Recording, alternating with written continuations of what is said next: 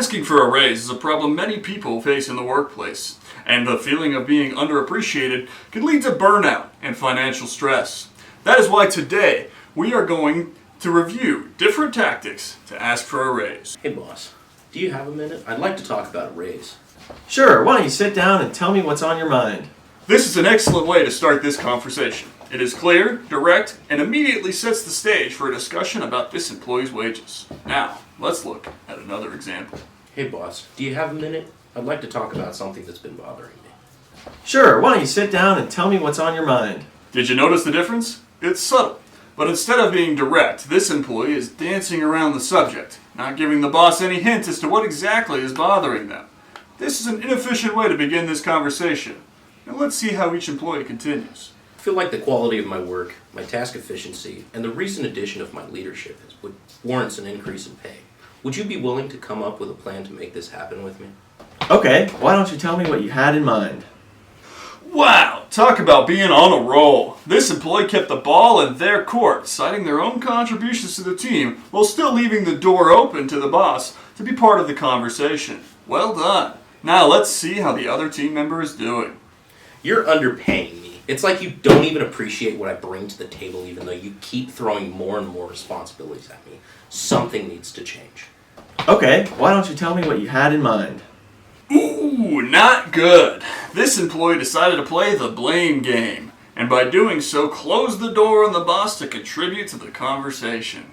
They also set a very aggressive tone to the conversation that may come back to bite them in the end. Let's see how our other friend is doing. I think that a $4 raise up to $30 an hour is inappropriate based on my new workload and additional responsibilities. Unfortunately, I can't give you $30 an hour this time. Is there a way to come up with a plan to get me to that pay within the next 6 to 12 months? This employee has remembered a critical fact. This is a conversation. That means it's a two-way street for ideas and problem solving. Rarely is the first idea going to work. But this employee has respected their boss's perspective and kept the door open for more problem solving. How about our other friend? With my workload, I should be making $30 an hour. It's either pay me what I'm worth or I'm not sure I can stay at this company. Unfortunately, I can't give you $30 an hour this time. Well then, I guess we're at an impasse. Ooh, ouch. Ultimatums are not conducive to a constructive conversation. This employee is essentially slamming the door shut with his boss, having effectively convinced himself that his boss is his enemy.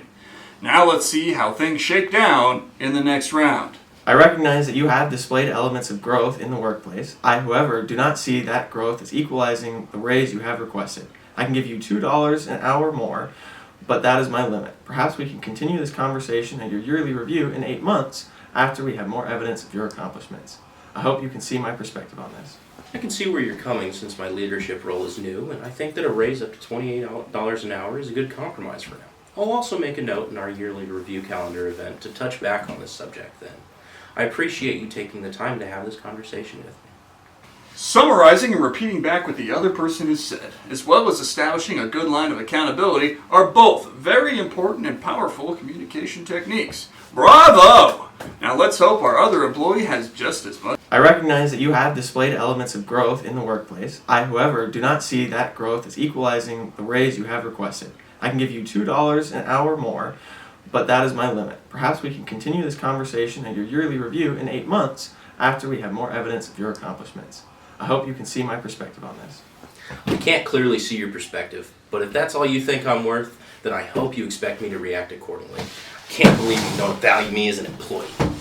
It is unfortunate when any person cannot see the things from the other person's perspective.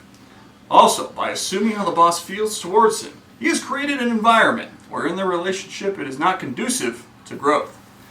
The boss never said he didn't appreciate the worker's contribution, but our friend assumed he didn't.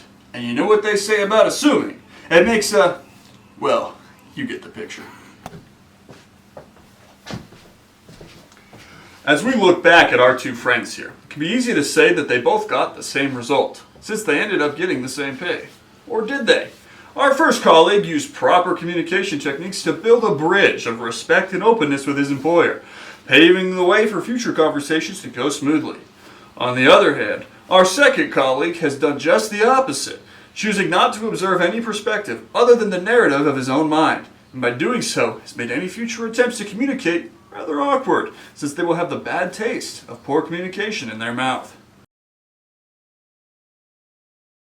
Learning to begin conversations clearly, being certain to speak only from your own perspective, allowing for responses and problem solving, repeating back, and establishing a line of accountability are essential tools that can lead to success in any conversation, and, as has been demonstrated, can all be used in just a couple of minutes. Thank you, and good luck out there.